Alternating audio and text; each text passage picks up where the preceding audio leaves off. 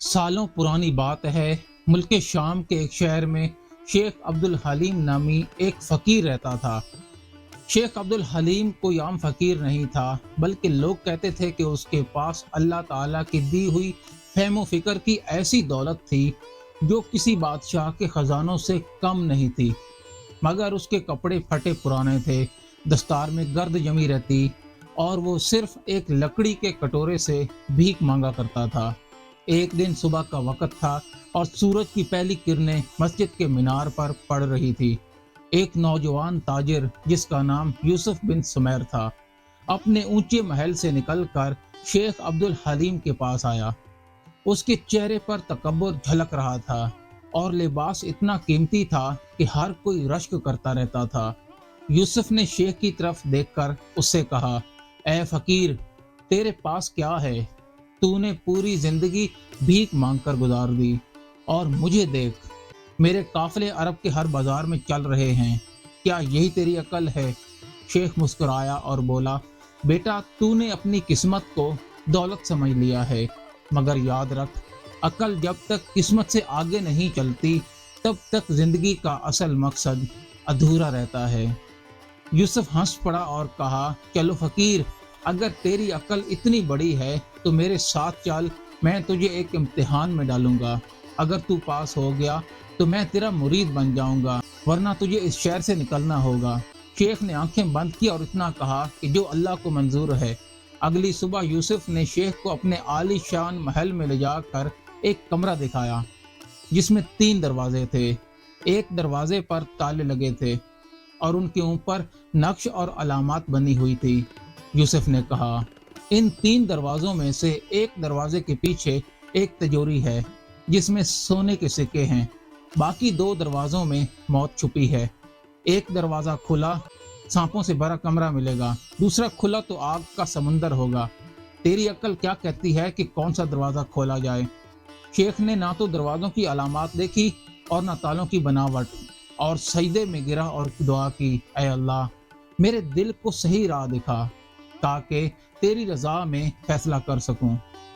کچھ لمحوں کے بعد اس نے پہلا دروازہ کھلوایا اور ایک اندھیر کمرے میں داخل ہو گیا۔ یہاں کچھ نظر نہیں آ رہا تھا۔ یوسف ہنس پڑا اور بولا، فقیر، اب تیرا کھیل ختم۔ یہ اندھیرا کمرہ موت کی نشانیوں میں سے ایک ہے۔ مگر تب شیخ نے اپنی لکڑی زمین پر ماری اور ایک لفظ کہا، جہاں اندھیرا ہوتا ہے وہیں سے روشنی کی شروعات ہوتی ہے۔ کمرے کے اندر ایک روشن دان کھلا اور ایک چھپی ہوئی تجوری نظر آئی۔ جب تجوری کھولی گئی تو اس میں واقعی سونے کے سکے تھے، مگر ساتھ ہی ایک کاغذ بھی رکھا تھا جس پر لکھا ہوا تھا، عقل سے کام لینے والا کبھی خالی ہاتھ نہیں لوٹتا۔ اس جملے کے بعد یوسف کا چہرہ اتر گیا۔ اس نے پہلی بار محسوس کیا کہ اس کی دولت اور تجارت اس شیخ کی حکمت کے سامنے کچھ بھی نہیں ہے، مگر غرور جلد نہیں جاتا۔ اس نے سوچا کہ اب ایک اور امتحان لیا جائے، ایسا امتحان جو فقیر کو اس کے حال پر چھوڑ دے۔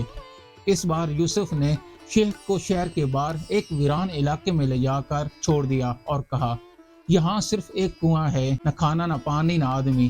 اگر تو واقعی عقل والا ہے تو 3 دن میں اس ویرانے سے نکل کر واپس شہر آ جانا، ورنہ میں سمجھ لوں گا کہ تیری عقل فریب تھی۔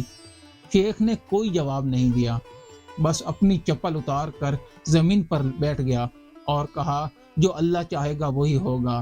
رات کا سناٹا تھا، آسمان پر ستارے پھیلے ہوئے تھے اور دور سے لومڑیوں کی آوازیں آ رہی تھی۔ شیخ عبد الحلیم نے وضو کیا، 2 رکعت نماز نفل ادا کی اور پھر صوفیانہ انداز میں تسبیح پڑھنا شروع کر دی۔ تیسرے روز صبح جب سورج نکلا تو یوسف اپنے نوکروں کے ساتھ آیا تاکہ فقیر کی لاش لے جا سکے، مگر حیرت کی بات یہ تھی کہ شیخ اس کنویں کے پاس بیٹھا تھا، نہ صرف زندہ تھا بلکہ اس کے پاس ایک بکری اور کچھ کھجوریں بھی موجود تھی۔ یوسف نے شیخ سے پوچھا، یہ کیسے ممکن ہے؟ شیخ نے مسکرا کر جواب دیا، قسمت اس پر مسکراتی ہے جو اللہ کی راہ میں صبر کرتا ہے۔ ایک راہگیر جو راستہ بھٹک گیا تھا مجھے دیکھ کر رکا اور مجھ سے دعا منگوائی۔ میں نے اسے راستہ بتایا اور بدلے میں وہ مجھے یہ بکری اور کچھ کھجوریں دے کر گیا۔ پہلے امتحان میں شیخ کی عقل نے اسے کامیاب کیا اور دوسرے امتحان میں اس کے صبر اور توکل نے۔ یوسف اندر ہی اندر ٹوٹنے لگا، مگر اس نے ابھی بھی ہار نہیں مانی۔ یوسف اب اس بات کو کسی طرح ہضم نہیں کر پا رہا تھا۔ ایک فقیر جس کے پاس نہ دولت ہے، نہ تجارت، نہ خادم، وہ کیسے عقل مند ہو سکتا ہے؟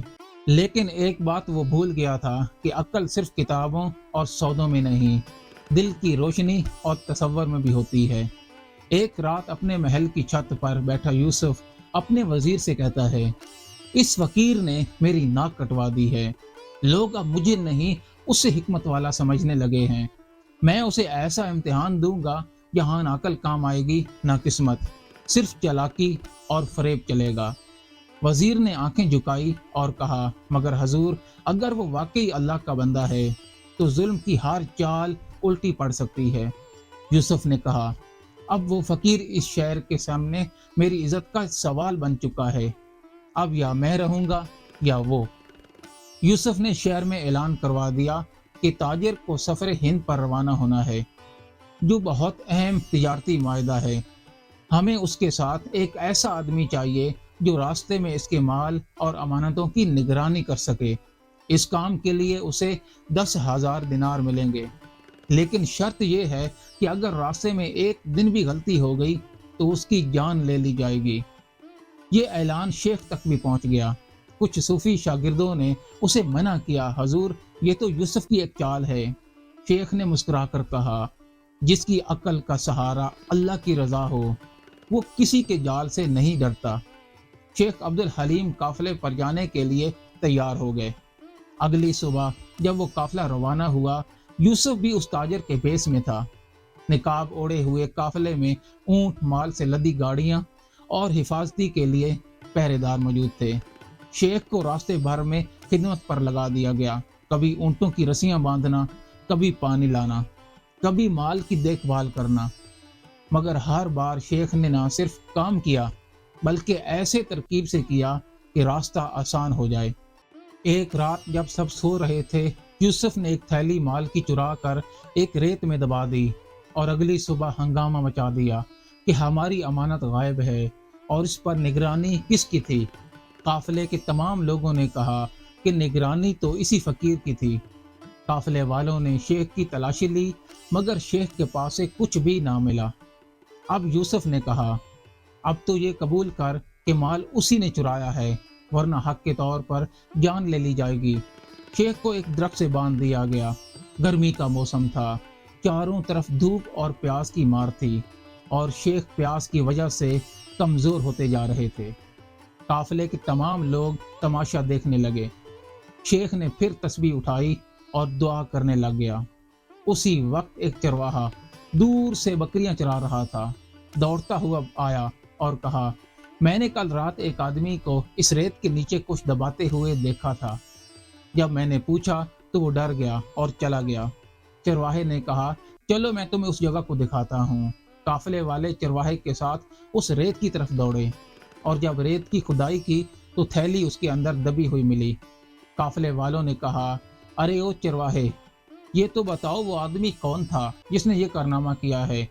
چرواہے کی نظر سیدھی یوسف کی طرف گئی۔ یوسف نے شرمندگی سے اپنی نگاہ نیچی کر لی۔ شیخ کی رسیاں کھول دی گئی۔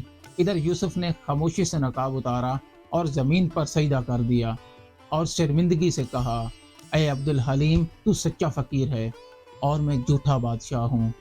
میری عقل میرے غرور میں ڈوبی ہوئی تھی اور تیری عقل اللہ کے نور سے روشن تھی، مجھے معاف کر دے۔ شیخ نے اسے اٹھایا اور کہا، جسے عقل اللہ کے در سے ملے وہ معافی دینے میں دیر نہیں کرتا۔ شیخ نے یوسف کو معاف کر دیا۔ جب قافلہ واپس شہر میں پہنچا تو شہر کے لوگ جمع ہو گئے۔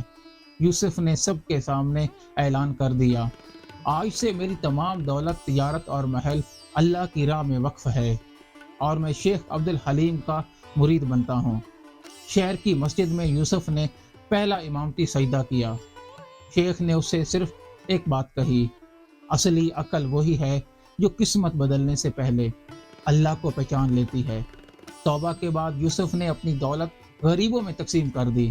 عالی شان محل صوفیانہ خانقاہ میں تبدیل ہو گیا۔ اور وہ خود ہر صبح شیخ کے ساتھ مسجد کی صفائی کیا کرتا تھا، مگر اس کے دل میں اب بھی ایک سوال ہر روز چپتا تھا: کیا میری قسمت واقعی بدل چکی ہے؟ کیا میں اب بھی اس راہ پر ہوں جو اللہ تک لے جائے؟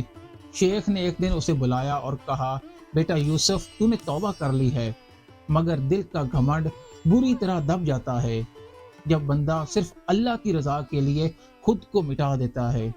یوسف نے کہا: حضور بتائیں مجھے کیا کرنا ہوگا؟ شیخ نے یوسف کو 3 کام سونپے۔ پہلا کام: 3 دن اور 3 رات شہر کے سب سے غریب محلے میں رہنا، پھٹے پرانے کپڑے پہن کر کسی سے کچھ بھی نہ لینا بلکہ صرف دینے والا بننا۔ دوسرا کام: ہر دن کم از کم 5 لوگوں کی مدد کرنا، چاہے وہ چھوٹا ہو یا کوئی بڑا کام۔ تیسرا کام: ہر رات مسجد میں جا کر اللہ سے سچی دعا کرنا، بغیر کسی درخواست کے، بس صرف شکر گزاری کے الفاظ کہنا۔ یوسف نے یہ 3 کام قبول کر لیے۔ 3 دن کے بعد یوسف واپس آیا، مگر اب اس کا چہرہ وہ نہیں رہا تھا جو پہلے تھا۔ اب اس کی آنکھوں میں آنسو اور دل میں ایک نرمی تھی جو پہلے کبھی محسوس نہیں کی گئی تھی۔ شیخ نے کہا: یہی اصلی عقل ہے جو دل کو روشن کر دیتی ہے اور قسمت کو بدل دیتی ہے۔ کہانی کا خلاصہ یہ ہے کہ عقل صرف دانش اور فہم نہیں، بلکہ اللہ پر یقین، صبر، توکل اور دوسروں کی مدد بھی ہے۔ میں امید کرتا ہوں کہ یہ ویڈیو آپ دوستوں کو بہت پسند آئی ہوگی، اور یہ ویڈیو ہماری آخری ویڈیو نہیں ہے۔ اگر ہماری سانسوں نے وفا کی تو ایک نئی ویڈیو کے ساتھ بہت جلد آپ کی خدمت میں حاضر ہوں گے۔ اس ٹائم تک آپ ہمارے چینل کو سبسکرائب کر لیں، ہماری ویڈیو کو لائک اور دوستوں میں شیئر کر لیں۔ تو ملتے ہیں نیکسٹ ویڈیو میں۔ اللہ حافظ۔